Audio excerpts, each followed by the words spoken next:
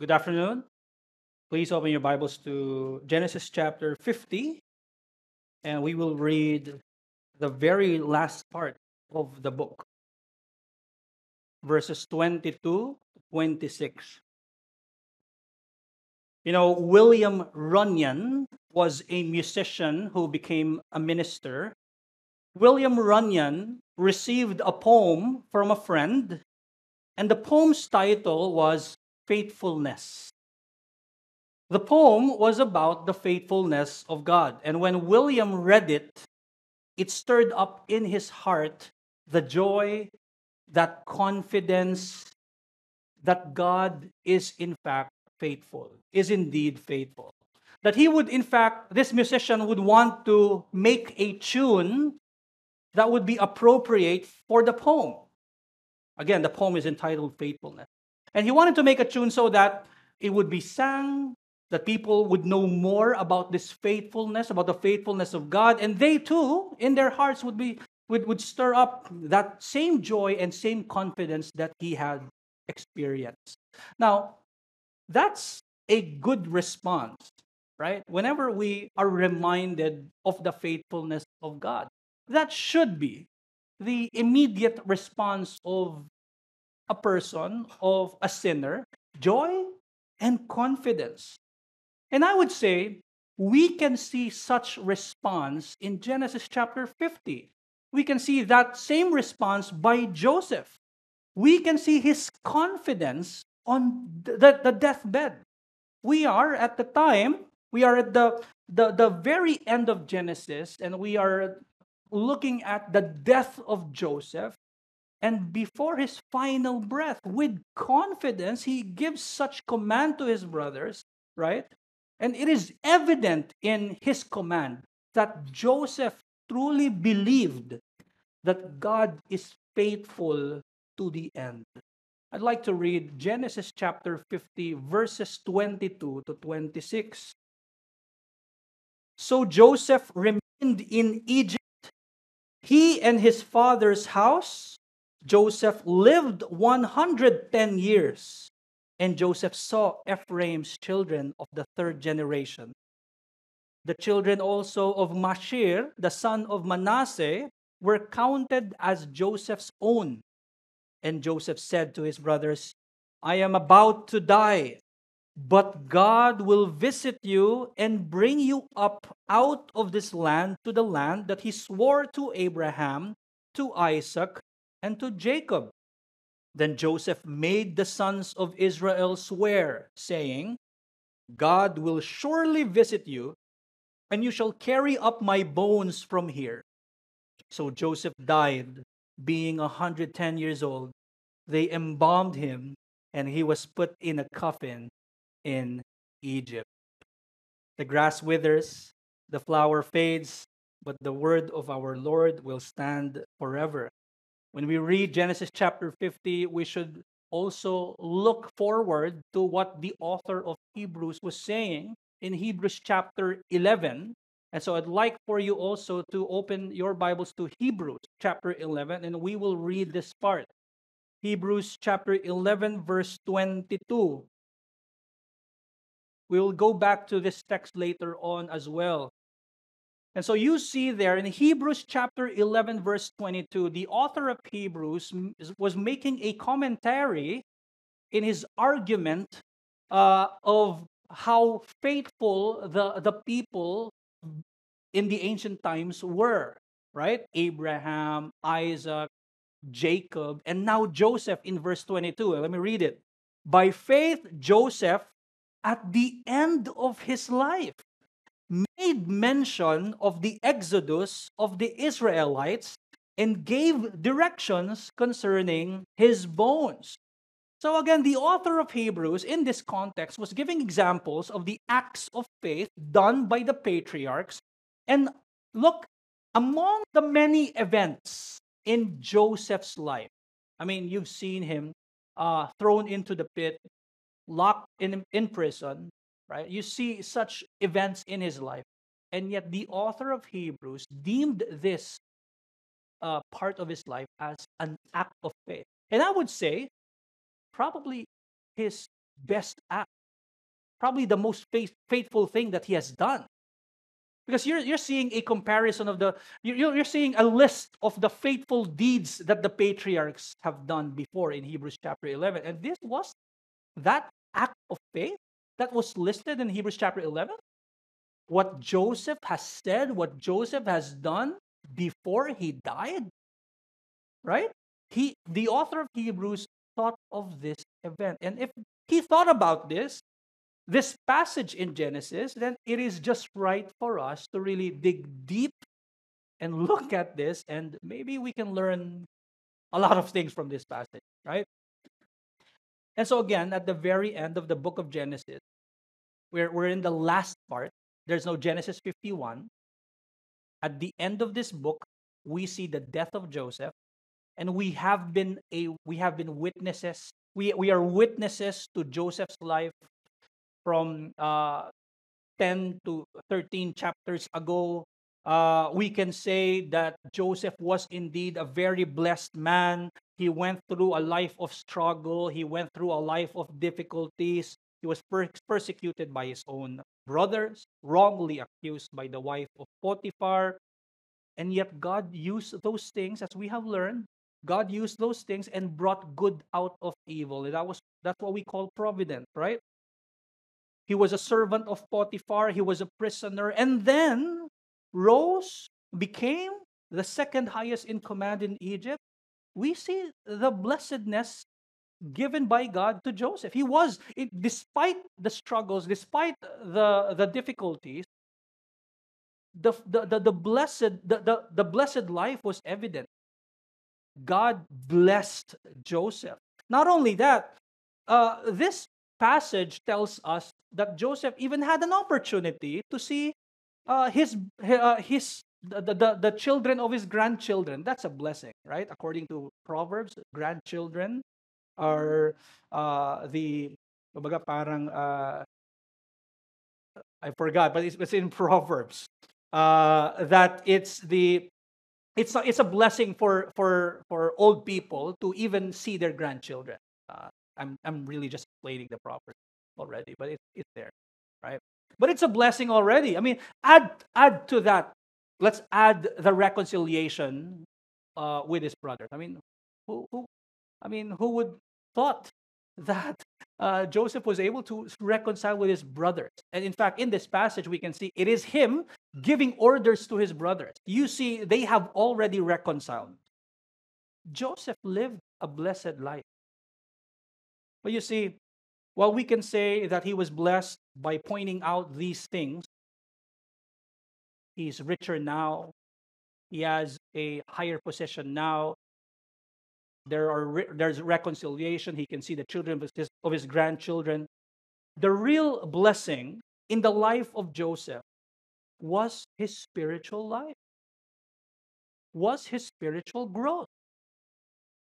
The real blessing was his growing faith in the Lord, that I would say reached its peak in Genesis chapter 50. That is why the author of Hebrews is saying, this was a faithful man that before he died, you see his faithfulness. That's the real blessing in the life of Joseph, his spiritual growth. His faith in the Lord has grown throughout those years, up to the point wherein previous verses says he can utter these words in front of his brothers with a forgiving heart, saying, you meant it for evil against me, but God meant it for good. What a spiritual man, right? I mean, only a person who have experienced struggles, who has experienced God together with those struggles, can only say such things, right?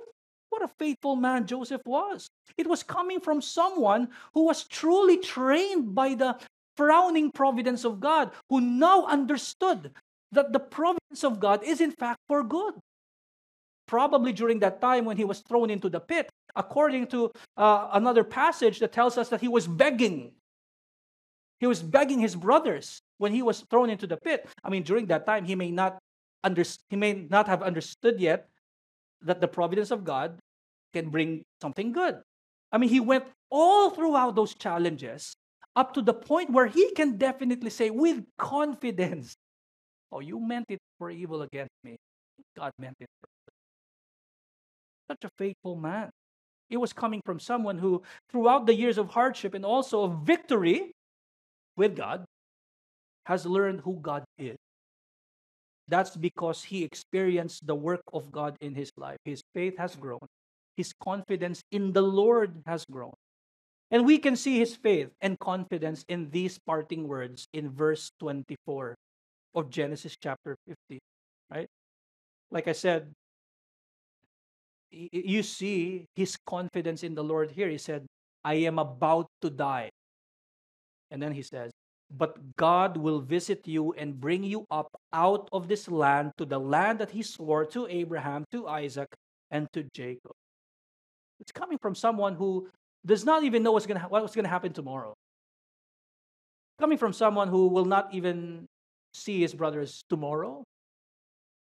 And yet he says, with confidence, he was so sure God will visit Jacob's family. He was so sure that God would bring them up out of the land and to the land that God has promised. He was so sure because this was something that God has said before, and he believes God. And he knew that God has been faithful to the end. And again, it was for Joseph a last act of faith to proclaim to his brothers right before he died that they must have confidence too. The reason why he's saying this, Joseph was showing the confidence, but also he's saying, you too must know that this will happen. You too must have this confidence, my dear brothers. That they must have the same confidence that God will visit them and that God will bring them back to Canaan. But it is implying that they will become aliens, that they will become strangers, that they will become foreigners in the land of Egypt. That's what Joseph was saying. I'm going to die, but you will be aliens here. You will be foreigners here, strangers here. Why? Because ultimately, this is not your home. And that someone will lead you home. God will visit you. You know, if someone on his deathbed, if someone was on his deathbed, a loved one or a friend, I mean, you would want to hear what he's about to say, right? You would want to hear the last word of someone who's about to die. The very last words of that person would be imprinted on your brain. And the last words were, you know, you would keep it in your heart dearly, whatever that is. That, in a sense, what's happening here, right? That's why it was important for Joseph to proclaim such words, because those are the words that they will keep in their hearts. Those are the words that they will keep during the many years of stay as an alien, as aliens, as strangers, as foreigners in the land of Egypt. Joseph had confidence in the word of God. His last request was for his brothers and family to have the same confidence while they remain strangers in a foreign land. Shouldn't we have the same confidence? Shouldn't we have the same confidence in life, brothers and sisters? And shouldn't we have the same reason to be confident? And that reason is the unfailing word of God. Joseph looked back at Genesis 15. He remembers the promise of God. And this was the same thing that he was saying to his brothers. He knew it will happen. He knew God was faithful. That's why he was confident, and he also wanted his brothers to have that same confidence. It is God's sure fulfillment of his word. It is his faithfulness, and that is the reason to be confident. And so I ask, shouldn't we have the same reason to be confident as well? My message this afternoon is our confidence during our pilgrimage is the faithfulness of God. Our confidence during our pilgrimage is the faithfulness of God.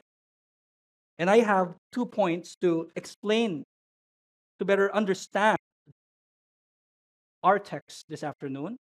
First is our status as pilgrims or aliens or foreigners and the faithfulness of God. Status as pilgrims and the faithfulness of God. Let us consider the first point, our status as pilgrims. Now, I want you to go back to Genesis chapter 15, verses 13 to 14. This was early on when God gave his promise to Abraham. Genesis chapter 15, verses 13 to 14. Then the Lord said to Abram, "Know for certain that your offspring will be sojourners in a land that is not theirs, and will be servants there. And they will be afflicted for 400 years. But I will bring judgment on the nation that they serve, and afterward they shall come out with great possession." So that was clear. God is saying to Abraham, know for certain. It means that it will happen, that his children, his descendants will be sojourners, his descendants will be foreigners. And what will happen to them in Egypt? They will be afflicted for 400 years. Now, 400 years is a long time, right? 400 years is a long time. They're not going to be alive anymore at the time of Exodus. And so when Joseph was giving his last words to them, he's saying, I'm going to die. You'll stay here. That's what he's saying. You'll stay here for many years. Alis na ako, mauna na ako sa inyo. Parang ganun. Of course, di yun yung sinabi. But Joseph was saying they're not going to go back to Canaan immediately. In fact, they're not going to go back to the land of promise in their lifetime. That's what he's saying. That's what happened to Jacob, basically. Hindi na siya nakabalik sa Canaan. That's what happened to Joseph. Hindi na rin siya nakabalik ng Canaan. That's what's going to happen to his brothers as well. That they have to live there during their lifetime. And so when Joseph tells them that God will bring you up out of this land, he's saying, brothers, Egypt is not your home. Egypt is not your home. He was confirming to them their status at that time as pilgrims, as strangers, as foreigners. In our language, mga kapatid, nakikitira lang tayo rito. Sabi ni Joseph, mauna na ako, mamatay na ako, pero matitira kayo dito at makikitira lang kayo sa Egypt. This means that they have to live with the Egyptians. And that for many years, they will be afflicted, take note, afflicted, and they have to acknowledge that status as afflicted strangers while they are living in Egypt. Kailangan nilang tanggapin that they will become foreigners, that they will become afflicted aliens in Egypt. Now, let's go back to Hebrews chapter 11, verse 13. Hebrews chapter 11, verse 13.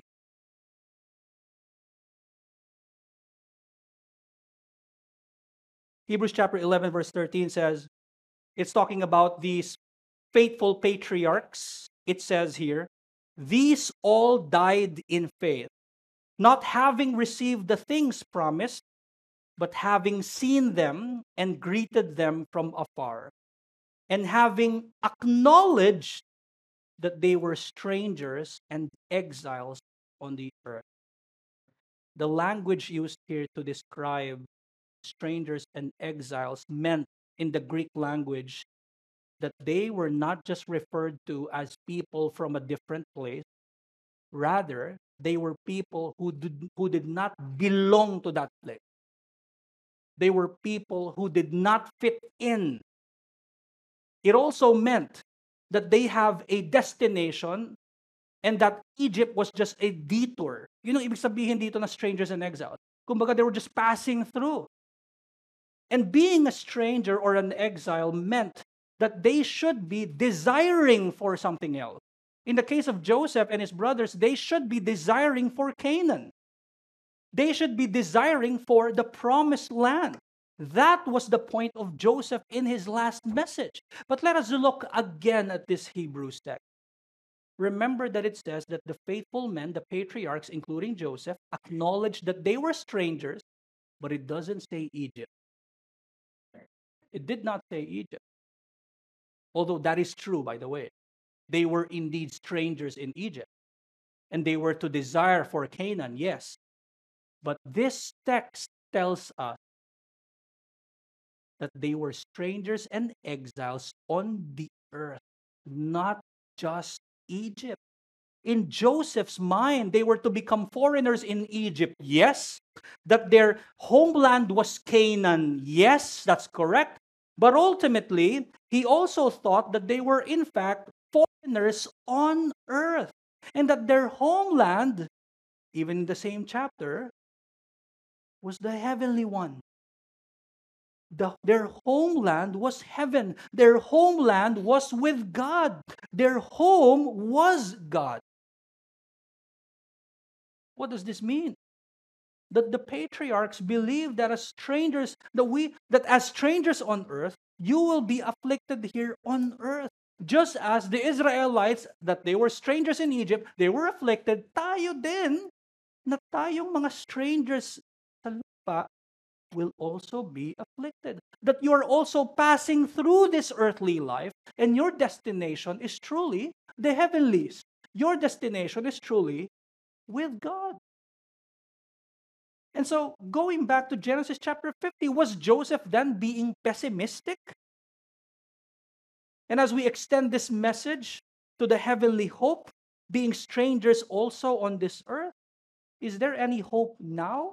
Para bang pessimist si Joseph na sinasabi niya, I will die, you will be afflicted, bye-bye. Now, i-extend natin sa hope sa Hebrews chapter 11 that they were not just strangers sa Egypt, but rather also on earth. Therefore, the earth is but a place where we are passing through, and our, in a sense, promised land is the heavenlies. So, are we also being pessimistic in a sense that we must remain as afflicted strangers here on earth, and that's it, we don't have hope?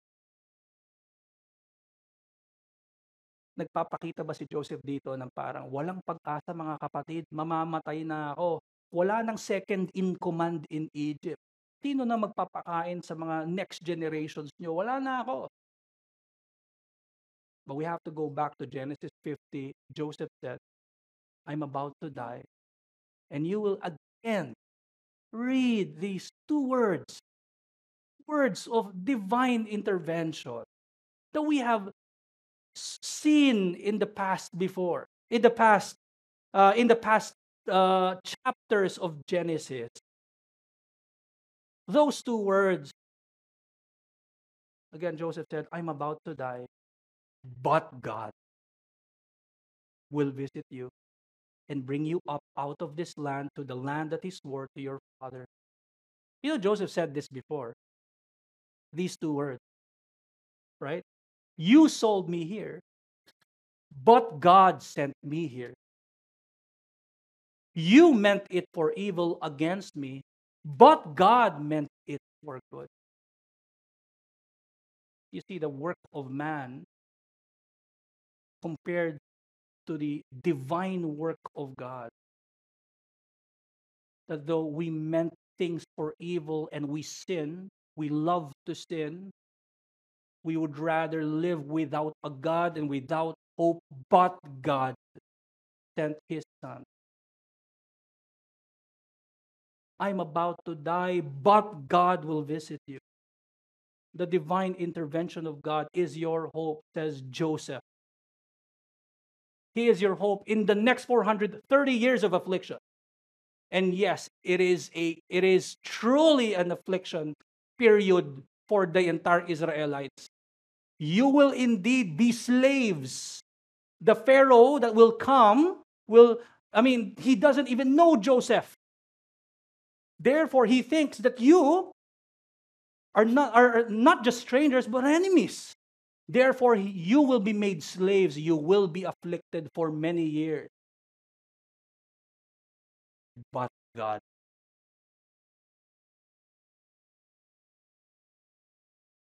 And here's the thing.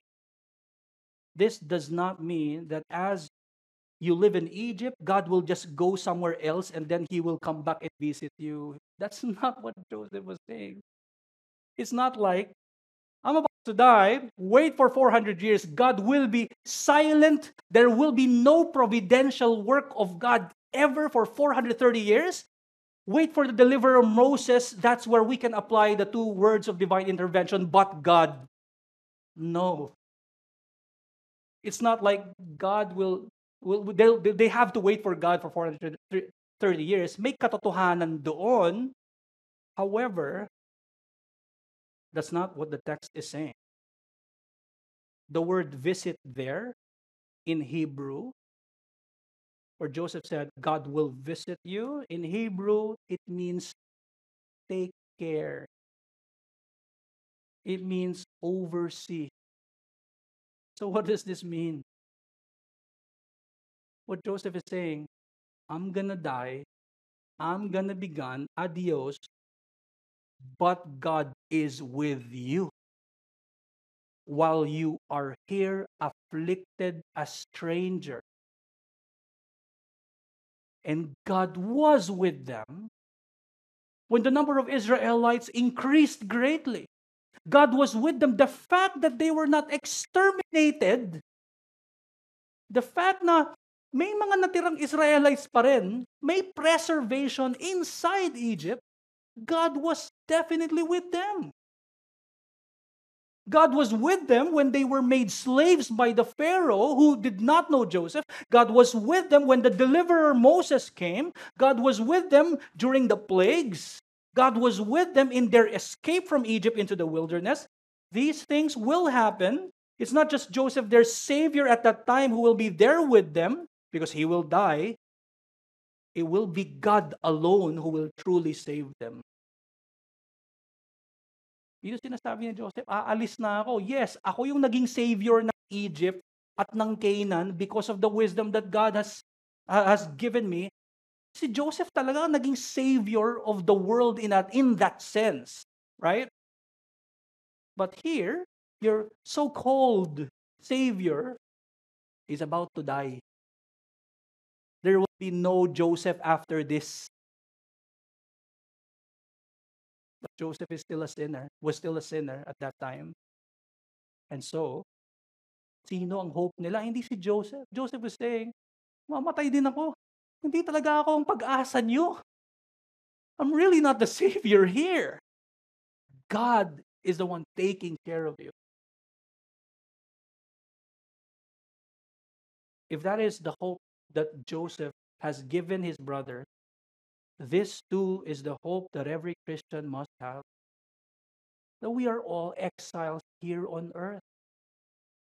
And as we are here, it's not like, and by the way, there is truth in this, that we are waiting for the return of Christ. Totoo yun. But it's not that He's not with us. He's with us. He's taking care of us. He is being a great shepherd to us. He is with us. We were still sinners, and when we were dead in our trespasses and sins, I mean, did our justification have to wait till Christ comes? No. We were immediately justified upon faith. While we were still sinners, when we were dead in our trespasses and sins, but God made us alive together with Christ. And we are all doomed to hell, but God sent His only begotten Son to bore the sins of His people and receive the punishment intended for them. Christ has been with us while we are exiles here on earth, and to add, afflicted strangers on earth. Christ never left. If you are not in Christ and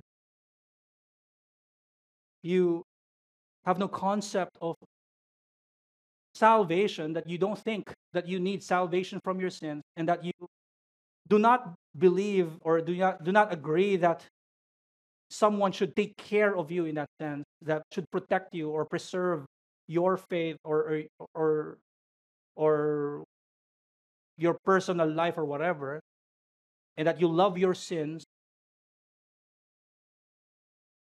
do not waste your time and repent of your sins and come to faith in Christ, who God has provided for us.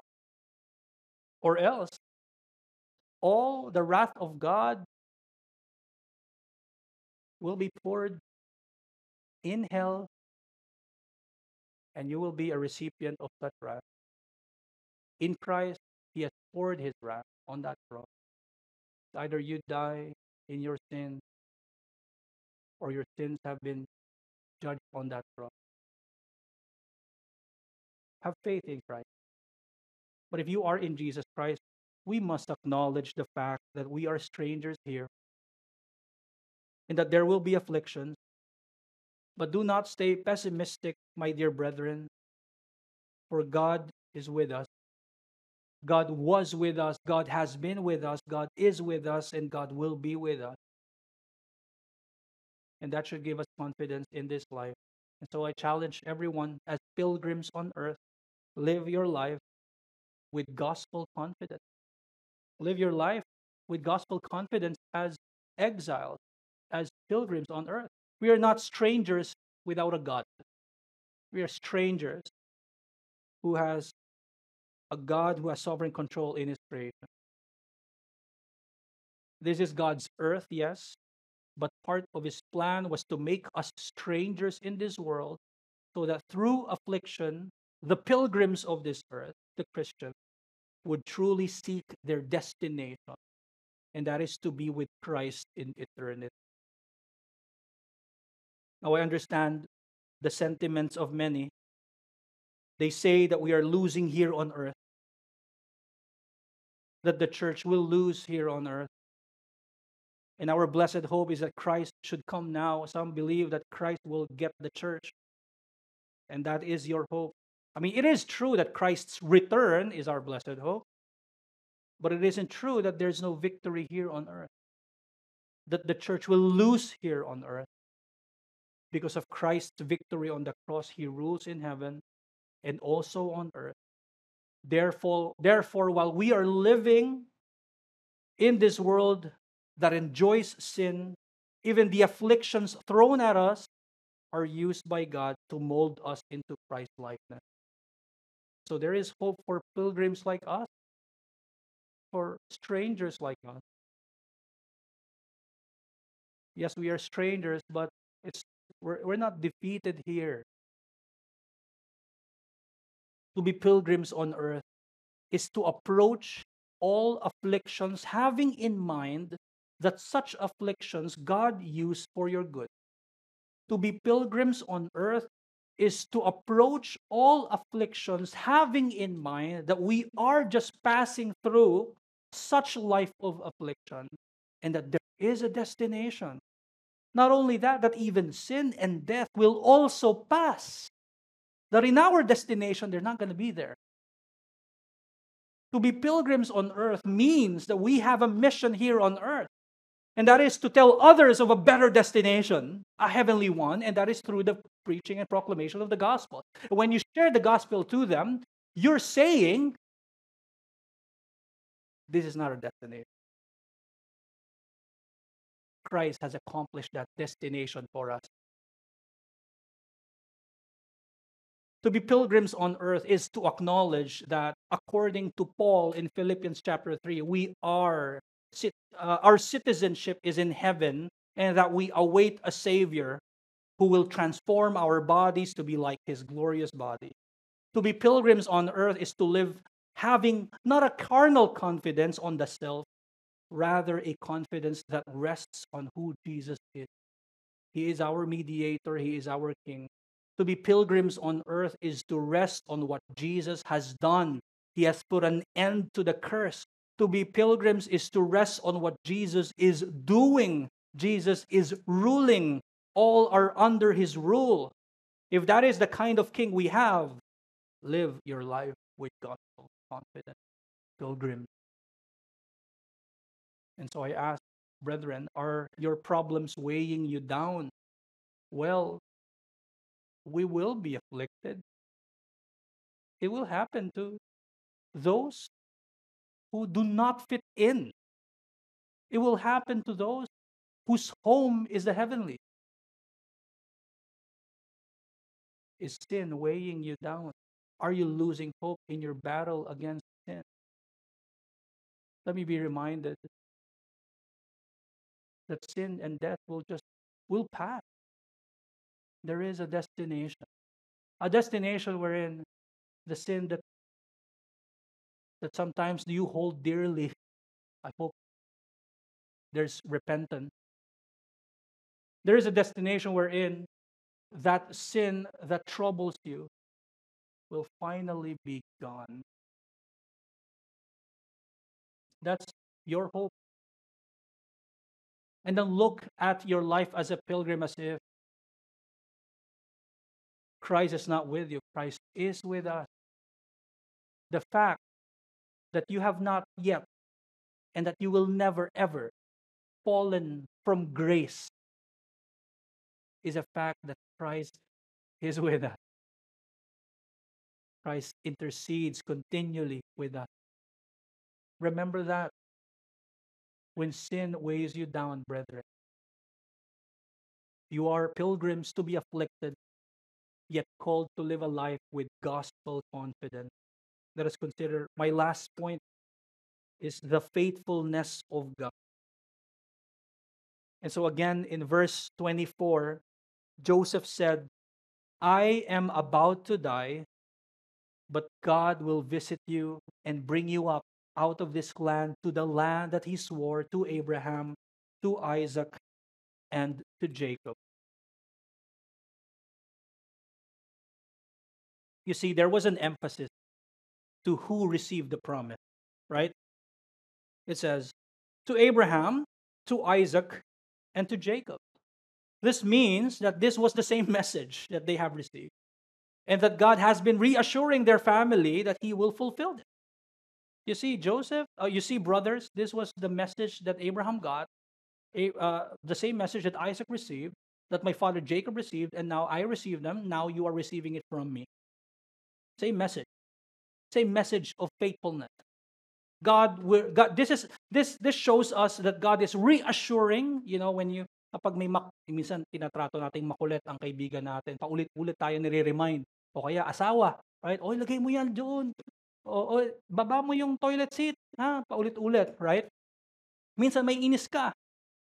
Pero kasi gusto niyang mangyari 'yon. Or kunwari may bilin siya, gagawin niya 'to, bibilin niya 'to, paulit-ulit. Kasi may assurance that he or she will do it. In a sense, ganito din. And compare that, imagine, Diyos. Tapos compare mo yung comprehension ng tao sa Diyos and yung tao laging makakalimutin. And Israel is known to be a forgetful nation. That's why if you search the word remember in the Old Testament, napakaraming word ng remember. Bumalik ka sa paulit-ulit, may reassurance. And that assurance shows that we are a forgetful people, that Israel was a forgetful people. At the same time, God assures us, I will do this. I will do this. Right? And this is what Joseph was saying. And Joseph knew that God will definitely bring them up out of the land, even though he will not witness it. This is why this was an act of faith. He will not witness it. And yet he was so sure it will happen. Joseph believed it. Joseph had faith in God and what God can do because he saw what God has done and he experienced God in his life. He was so confident that he didn't want his bones to stay in Egypt, right? He didn't want his bones to stay there. I mean, it stayed there for 430 years, but he doesn't want his bones to stay there forever. I mean, ano naman ng mga bones? Hindi naman magsasalita yun, inanimate yun, right?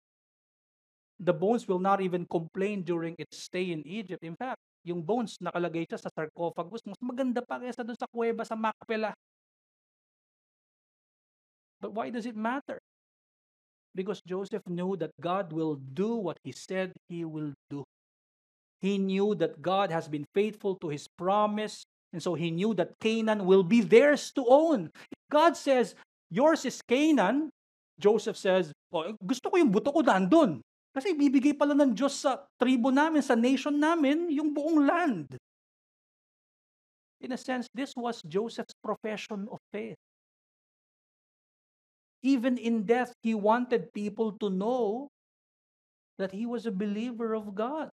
That was his profession of faith. Yes, we can say that Joseph was indeed a faithful man. Hebrews chapter 11 tells us that. But most importantly, mga kapatid, ang makita natin dito, hindi yung example merely ni Joseph, although we should see that. Rather, yung faithfulness ng Panginoon. We may end up in this sermon or in the end of Genesis na ang learning natin, napaka-faithful ni Joseph. Totoo naman. Pero mga kapatid, kakamali tayo kung yun ang matututunan natin pag-alis natin dito. Faithful ang Panginoon. Joseph had faith because God has been faithful in His word. That is why Joseph was faithful. He had faith because he knew that God will do what He said He will do. God said in Genesis 15, di ba, that they will be sojourners in a foreign land, and where they will be afflicted there. He knew it will happen. At nasa na sila ngayon? In that foreign land, right? He knew that God will bring the family of Jacob in a foreign land. Nasaan siya bago siya mamatay? Nandoon siya sa foreign land. God gave him a dream, a message in that dream that tells him that his brothers will bow down to him. Asan siya ngayon? He holds a high position. God said that He will provide a son for Abraham, and it happened. God has been faithful to Joseph and to his family. Why would Joseph even doubt? Why would one even doubt if faithfulness is the very nature of God? That God is not a man that He should lie, or a son of man that He should change His mind. Has He said, and will He not do it? Or has He spoken, and will He not fulfill it? Numbers chapter 23. Why would one even doubt if He has in fact fulfilled all His promises?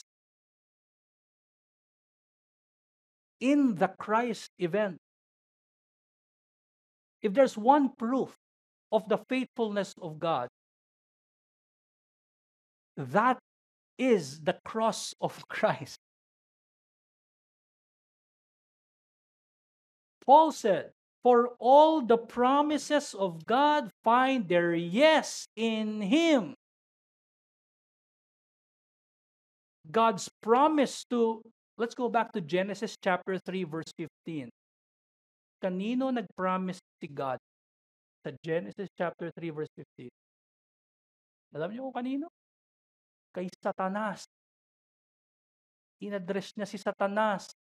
Andoon si Adan, andun si Eva, sinabi niya, there will be an offspring of the woman who will crush your skull, who will crush your head.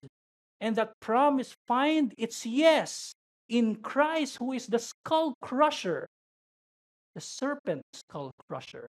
And the serpent skull crushing event is the cross. That the very death of Christ is the very demise of Satan. God's promise to Noah that He will protect and preserve mankind. It is happening, it happened, and it will happen, but ultimately that promise is found in Jesus Christ. If you are in Christ, you are in that ark. You are in that ark of protection. safe from the deluge of wrath, safe from the floods of wickedness. God's promise to Abraham that he will have a descendant, we know that it happened in Isaac, but ultimately found that promise is fulfilled in Jesus Christ. According to Paul, if you are in Christ, you are also a descendant of Abraham. And if we can see the faithfulness of God primarily in Jesus Christ, the faithfulness of God is seen ultimately on that cross. And if we can see his faithfulness there, if we don't believe in Christ, then we will be in peril. Imagine, the word of God points to one God-man, and if we don't believe that man, Jesus Christ, then we're doomed. So again, friends, if you have not surrendered your life to Christ, know that that Christ is God's provision alone for the forgiveness of your sins. Repent of your sins now and do not waste your time. Believe in him. But see, again, it's easy to say that we just look at this great attribute of God, which is his faithfulness. And remember, Israel stayed in Egypt for 430 years.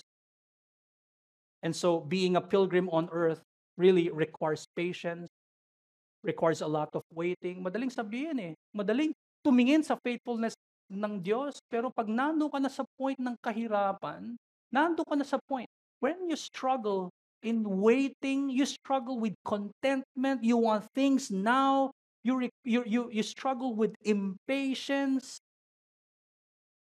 That's the perfect time to still look at the faithfulness of God. That's why Joseph's brothers needed that assurance that God will bring them up out of Egypt. And you cannot find any other assurance from other people, from other things. Imagine, that's the message that his brothers needed at that time. Joseph did not say, iiwan ko sa inyo lahat ng kayamanan ko. Alang yaman-yaman ko dito, second in position ako, I have my own room, that's yours. I can give you many nations before I die. Yan yung pamana ko sa iyo. Hindi. Ang pamana ni Joseph ay yung katapatan ng Panginoong Diyos. Yun ang pangahawakan ninyo, mga kapatid. Yun ang sinasabi ni Joseph. Yun lang. The time when Pharaoh makes you slaves, when Pharaoh becomes unfair in labor, and when Pharaoh persecutes you, your only hope, ang tanging bagay lang na pag nakakapitan mo ay yung very words, but God will visit you. God takes care of you. Meaning God puts you through that, but it doesn't mean that he's not with you. He will deliver you through it. He will be with you. It will make you stronger in faith, mga kapatid. Yun lang ang kailangan nilang mensahe. At yun lang din, mga kapatid, ang kailangan nating maintindihan ngayon. Tapat ang Panginoon. And so, anong pinagdadaanan mo, kapatid? Anong hardship and difficulty, whether it is sickness, whether it is a difficulty at work, or in the family, relationship, or even in the church, ang tanging hope na meron ka, God is faithful. And even at times when you are unfaithful, your unfaithfulness will not annul the faithfulness of God. Hindi contingent upon your works ang faithfulness ni God. Yung sin mo, hindi magiging unfaithful si God because of your sin. It's your very sin that we can see on the cross punished. Doon natin makikita faithful talaga ang Panginoon. Hindi dahil sa kasalanan mo. Hindi yung kasalanan mo ang mag-unfaithful sa Diyos. Unchanging ang unfaithfulness ng Panginoon, kapatid. If He was faithful before, bakit natin iisip hindi siya faithful bukas? Ba't mo iisipin yung kapatid?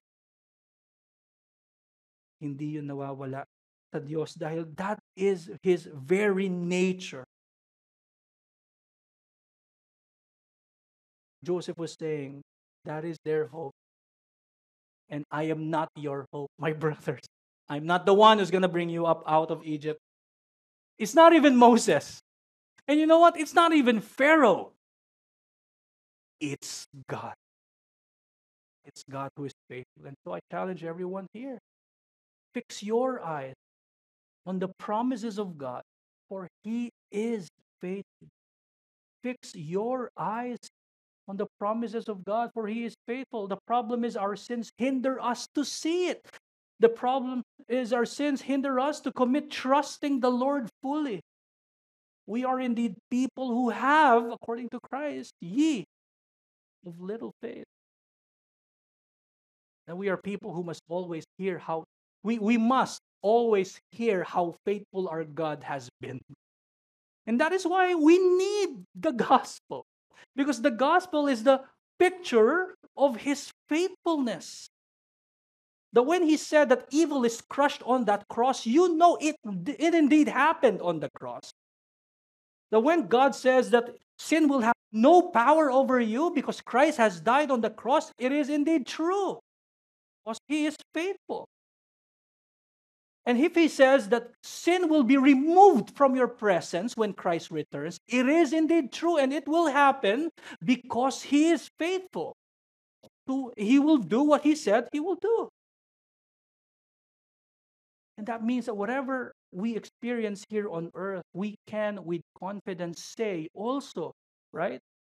What Lamentations chapter 3, verses 22 to 23 tells us. It says here, the steadfast love of the Lord never ceases. His mercies never come to an end. They are new every morning. And this is why, right?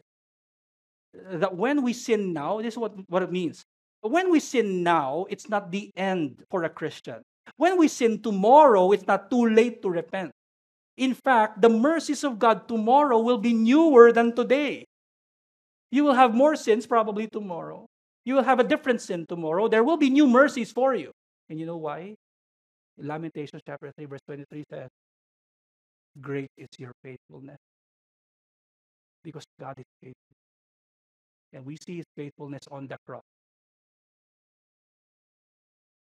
I mentioned in my introduction William Runyon, who received a poem entitled Faithfulness.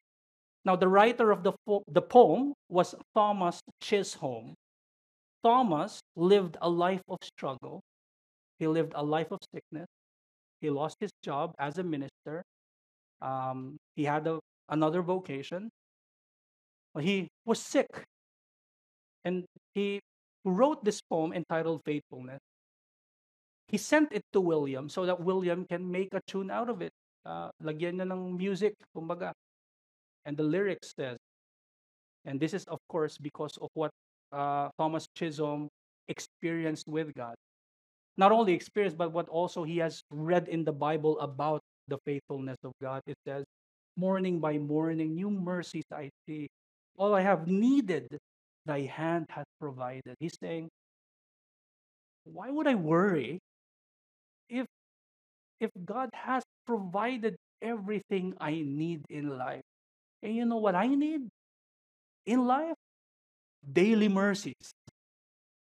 That's what we need. Daily mercies. You know what we must live? Our daily lives must be living, having an understanding that there are daily mercies. And he says, morning by morning, new mercies I see. All I have needed, your hand have provided.